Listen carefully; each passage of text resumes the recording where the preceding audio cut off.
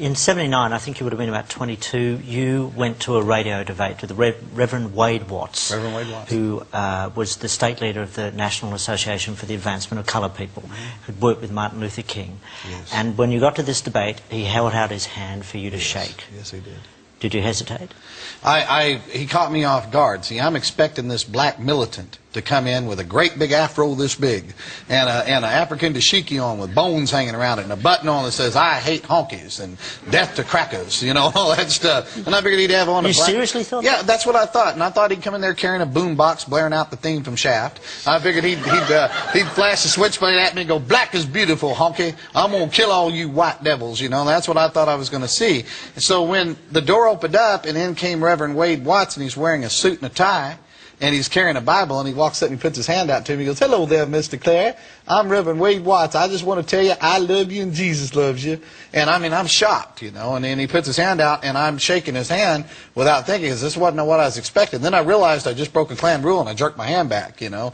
And I started looking at my hand, which he saw that, and that was met as an insult. The Klan rule book says the physical touch of a non-white is pollution.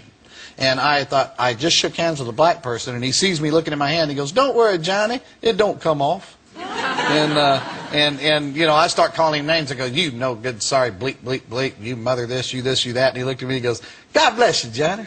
He says, "You can't do enough to me to make me hate you. I'm going to love you, and I'm going to pray for you whether you like it or not."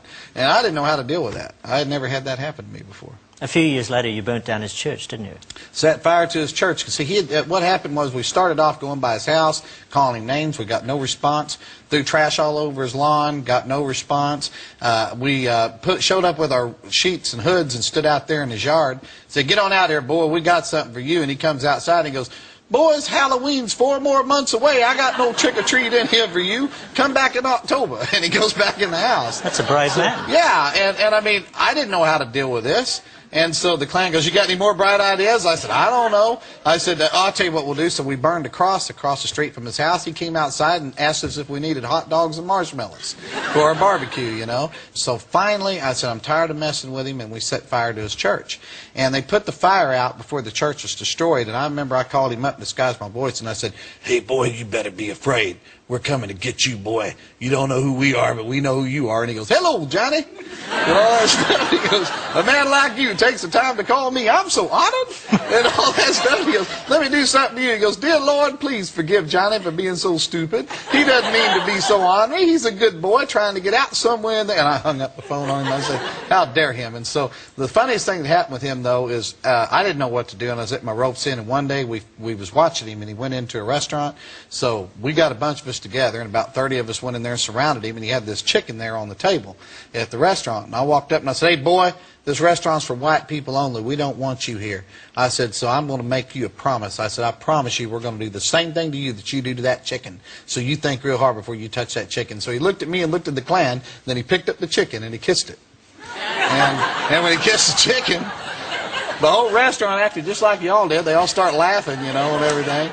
And I looked up, and even the Klan was laughing. You got to admit, that was funny. I said, every one of you outside. I'm outside, and they're doubled over laughing. I'm going, "You guys are going to get suspended and lose your robe for 2 weeks." I said, "I'm getting tired of this."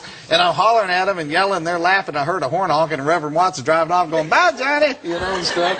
And that's how he chose. That's how one old black, we never bothered him again. And that's how one old black man defeated the entire Ku Klux Klan. Because he used this instead of brawn. And he used this too, a very brave man. His heart, yeah.